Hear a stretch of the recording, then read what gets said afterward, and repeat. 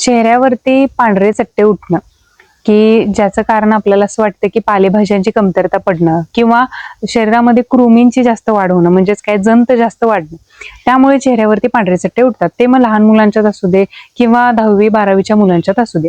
पण याच्या मागे एकच कारण नाहीये. तुमच्या चेहऱ्यावरती पांढरे चट्टे उठतात तर ते पांढरे चट्टे एक तर तुमच्या शरीरात व्हिटॅमिन्सची किंवा पालेभाजीची कमतरता पडून होऊ शकतं, किंवा जास्त कृमी झाल्या असतील, किंवा त्या पलीकडे जर तुम्हाला कुठल्या तरी गोष्टीची ॲलर्जी असेल किंवा त्याचसोबत तुम्हाला कुठल्या तरी गोष्टीची रिॲक्शन उठली असेल, तरी सुद्धा या गोष्टी तुमच्यासोबत घडू शकतात. हे मी सुद्धा फेस केलेलं आहे. मला जवळपास 10वी मध्ये असताना चेहऱ्यावरती चट्टे उठलेले. मग मला असं वाटत होतं की ते त्याच कारणामुळे उठतात, जसं की भाजीपाले खाल्ले नाहीये किंवा जंत झालेत.